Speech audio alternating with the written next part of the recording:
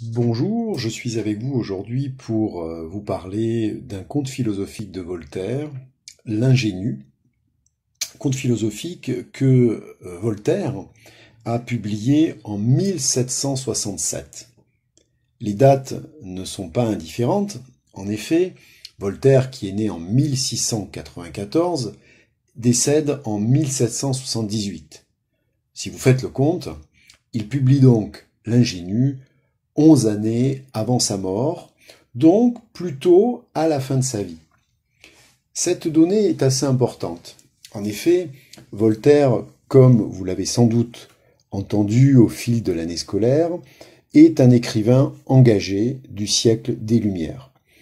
Le mot engagé est même un euphémisme pour dire tout ce qu'il a fait pour combattre toutes les injustices, les infamies et plus généralement les entraves à la liberté d'expression.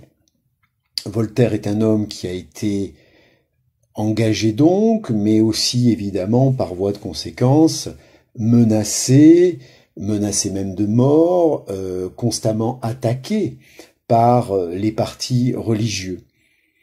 Et donc, quand il écrit L'Ingénu, il est dans une phase de sa vie où il est obligé, c'est le cas de toute personne qui vieillit et qui a fait beaucoup de choses dans son existence, il est obligé de prendre du recul par rapport à tous ses engagements, par rapport à tous les combats qu'il a menés, en particulier, vous vous souvenez sans doute de l'affaire Calas ou de l'affaire du Chevalier de la Barre. À chaque fois, Voltaire monte au créneau pour essayer de défendre ce qu'il considère comme des atteintes à la liberté humaine. Seulement, tous ces combats l'ont épuisé et il est dans une phase de remise en question, de réflexion sur le sens de sa vie dans ces années 1760-1770 où sa santé l'amène à moins bouger et à rester plus longtemps dans sa résidence de Ferney. Il ne faut pas oublier non plus, pour vous qui avez lu ou êtes en train de lire L'Ingénu, que Voltaire a été très amoureux d'une femme, Émilie du Châtelet, qui était une scientifique qui avait en particulier traduit en français les théories de Newton. Et Voltaire et Émilie de Châtelet vont avoir une liaison très forte, très puissante et très durable. Et Voltaire va être très marqué au moment du décès d'Émilie en 1749.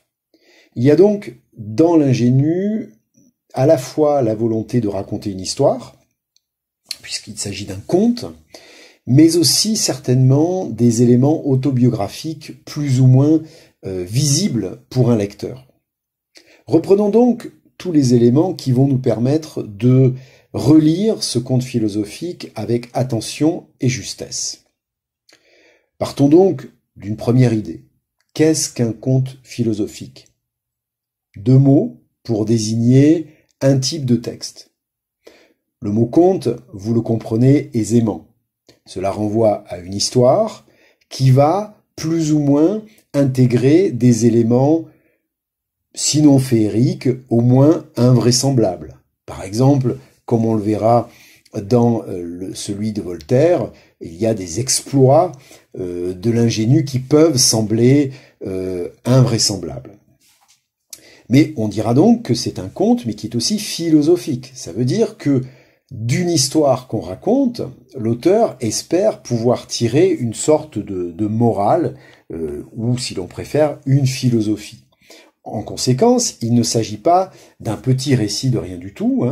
Dans la tradition, par exemple, des fables, eh bien, un conte philosophique est susceptible de tirer une morale. On est susceptible de sortir de cette lecture en se disant tiens, moi ça m'a fait réfléchir sur tel ou tel point. Et donc ce n'est pas simplement une histoire innocente. Ce sur quoi il faut insister aussi, c'est sur le fait que Voltaire a écrit plusieurs contes philosophiques au cours de sa carrière littéraire. Je n'en citerai que quelques-uns, parce que vous les connaissez plus ou moins. Il s'agit bien sûr tout d'abord de Zadig, qui est une un premier conte philosophique qui est écrit en 1748, donc vous voyez bien plus tôt que l'Ingénu, et on citera aussi bien entendu en 1759 Candide ou l'optimisme, là encore un conte philosophique où on va trouver des éléments d'invraisemblance. J'en reste là au titre cité, mais il y en a d'autres évidemment, comme Micromégas, qui, encore une fois, nous renvoie à une histoire où le personnage principal adopte un regard différent sur la réalité de ce qu'il observe. Autrement dit, le propre de ces contes philosophiques, c'est de trouver, au travers des yeux des personnages principaux, un autre regard sur le monde, une autre façon de l'interpréter et même de l'observer. On remarquera par exemple que dans l'Ingénu, le personnage principal est un Huron. Alors, un Huron, c'est simplement un individu qui est considéré au XVIIIe siècle plus ou moins comme un barbare, ou si vous préférez un sauvage, c'est-à-dire qui vit de façon primitive. En l'occurrence, un Huron est un peuple du Canada, donc outre-Atlantique. Et ce Huron vient de débarquer à Saint-Malo. Il est donc, en quelque sorte, une figure de l'étrange étranger, une figure de l'altérité. Il vient d'ailleurs, et il a des coutumes, des habitudes, des modes de vie, et une façon de considérer le monde, évidemment, très différente de celle des Européens.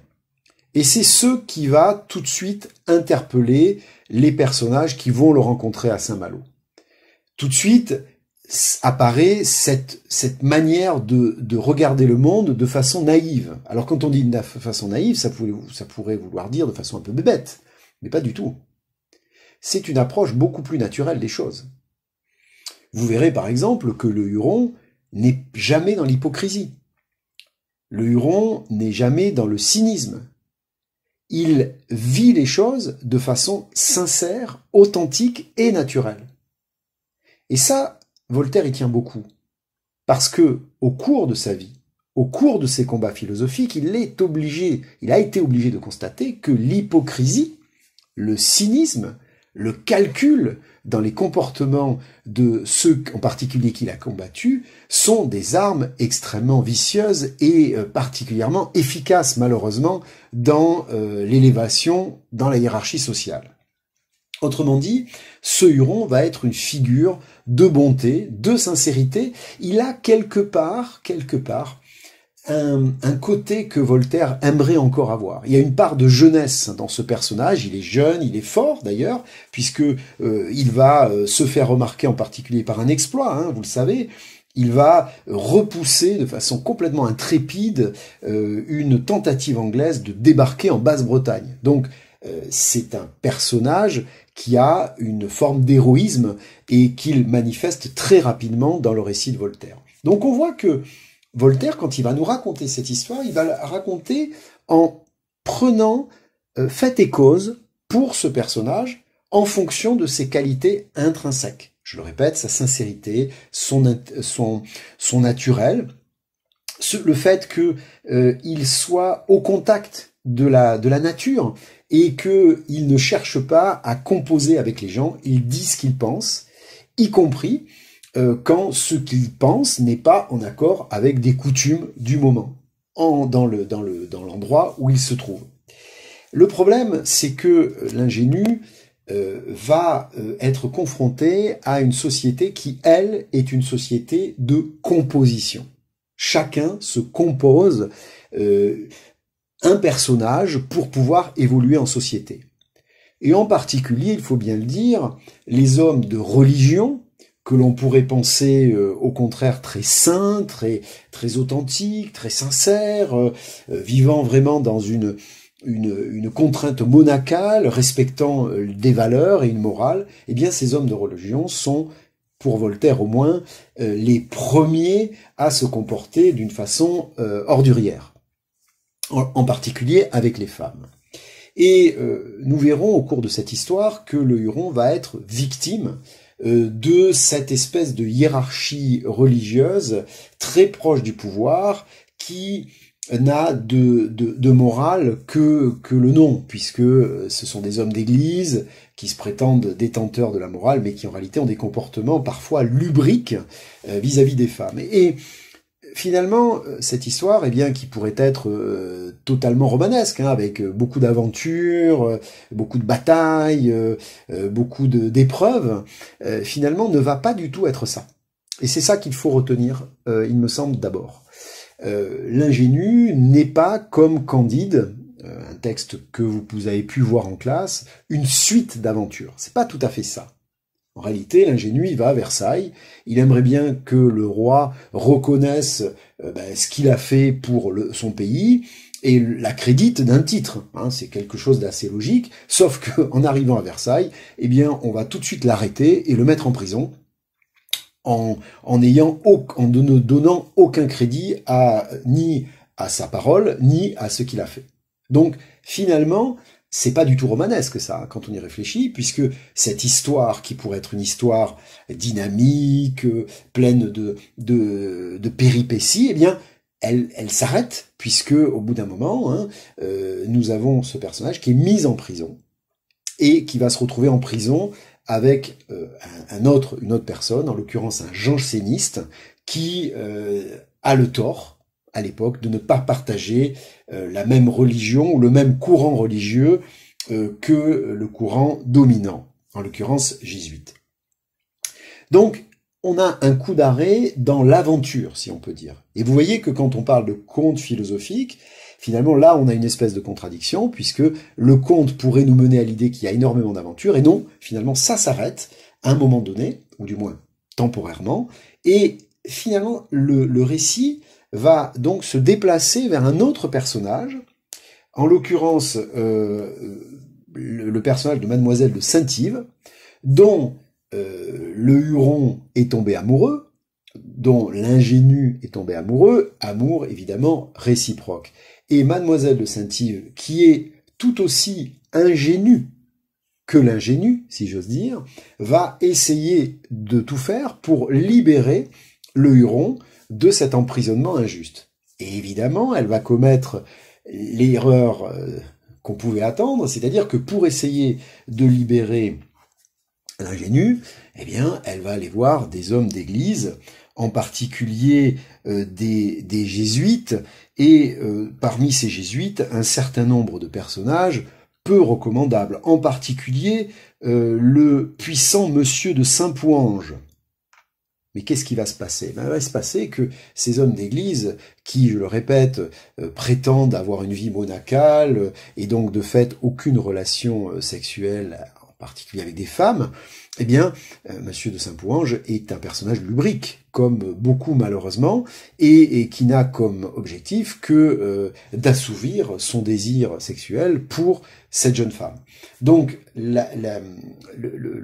l'ingénu de Voltaire est quand même un conte qui traduit un certain pessimisme de la part de l'auteur, puisque à la fois le héros est enfermé, et d'un autre côté, l'héroïne est abusée par des hommes d'église.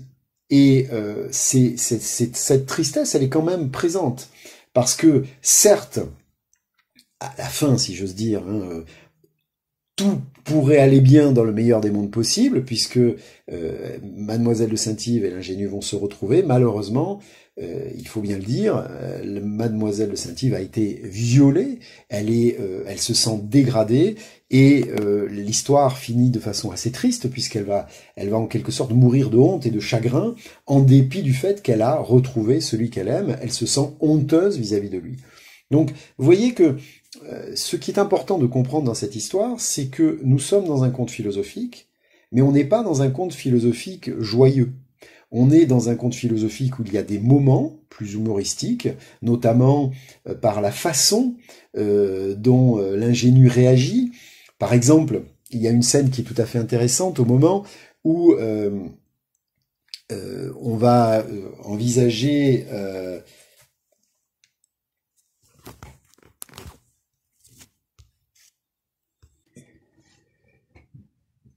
on va envisager le baptême de l'ingénu, hein, vous avez compris, on est donc dans un monde catholique, l'ingénu est censé arriver sans religion, et l'idée c'est tout de suite d'en faire un civilisé, et pour en faire un civilisé, il faut forcément qu'il appartienne à la religion dominante. Donc il y a une idée de baptême qui se met en place, sauf que l'ingénu, lui, il a une vision très claire des choses. Pour lui, le baptême, c'est vraiment le baptême, c'est-à-dire que il s'agit pas simplement d'avoir 3 gouttes d'eau sur le front, il s'agit vraiment de se tremper complètement dans une baignade qui serait proche de celle du Christ pour son premier baptême. Donc, ce qui est intéressant, c'est qu'on a des moments comme ça qui sont des moments humoristiques, parce que lui, l'ingénu, il fait les choses à fond, il ne triche pas.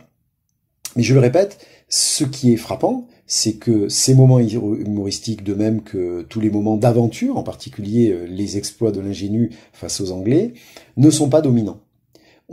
Plus le texte avance et plus on se rend compte qu'il y a effectivement une sorte de tristesse, une sorte de déception par rapport aux relations humaines, par rapport au fonctionnement de la société. Et d'une certaine façon, ce qui va dominer à un moment donné, c'est le pathétique, hein, c'est-à-dire le pathétique de cette relation avec des personnages qui sont des personnages qui finalement sont en quelque sorte brisés par le fonctionnement social et le cynisme de cette société. Donc, moralité, si j'ose dire, lire ce conte comme une sorte d'appel à la sagesse de la part de Voltaire, à un moment donné où, dans sa carrière littéraire et dans sa carrière en quelque sorte d'engagement, eh bien, il doit constater que tout ça a été difficile, ardu, épuisant, et qu'il n'a pas pu changer la société comme il l'espérait. Néanmoins, l'ingénu reste une figure intéressante et positive pour lui, puisqu'il le ramène à toute peut-être tout le sens de son combat, ou plus exactement l'origine de son combat, qui est finalement l'idée que la liberté est fondamentale pour l'être humain, et que, d'une certaine façon, adopter un esprit critique, adopter un libre arbitre, ne pas se laisser endormir ou abuser par l'opinion commune, constitue la base de la citoyenneté. Donc l'ingénu nous donne d'une certaine façon cette morale positive, en dépit d'une histoire qui, par certains côtés, est une histoire douloureuse. Il faut préciser quand même que ce livre qui se distribue un peu sous le manteau, hein, vous savez, à l'époque, on publiait pas ça aussi facilement que ça, surtout qu'il y avait des critiques envers la religion. Donc c'était une publication souvent anonymée, hein, quand on avait un livre à écrire qui était un petit peu dérangeant. C'est quand même un livre qui avait des qualités susceptibles de plaire aux lecteurs de l'époque, en particulier donc une histoire d'amour très très forte, très très puissante, qui tranche finalement avec les relations un peu stéréotypées et conventionnelles qu'on pourrait avoir dans ce monde-là. Et d'un autre côté, un appel à l'exotisme. Parce que, il faut bien le dire, l'ingénu vient du Canada, c'est donc un sauvage, et le sauvage, c'est pas forcément un sauvage qui serait du côté de la barbarie, donc quelque chose qui serait très négatif. Pour les philosophes des Lumières, et en particulier Voltaire, mais il n'est pas le seul, il y a ce qu'on va appeler le bon sauvage, c'est-à-dire un personnage qui vient d'ailleurs, et qui, en venant d'ailleurs, amène d'autres habitudes, d'autres points de vue, et qui va renouveler notre point de vue. C'est-à-dire que sa différence va devenir une qualité pour nous permettre de mieux voir le monde. Et ça, c'est un principe extrêmement fort dans la littérature du XVIIIe siècle, avec la présence de ce bon sauvage, dont l'ingénu est l'incarnation. Donc, moralité de cette histoire, finalement un conte philosophique dans la tradition voltairienne, dans la tradition de Zadig, de Candide, de Micromégas, avec une figure qui est une figure en décalage avec la société dans laquelle il vit, mais une caractéristique quand même, ce récit est teinté d'une certaine tristesse, et peut-être que dans la relation qui s'est établie entre Mademoiselle de Saint-Yves et l'ingénu, Et le dénouement tragique, eh bien, il y a comme un souvenir de la relation de Voltaire et d'Émilie du Châtelet. Merci.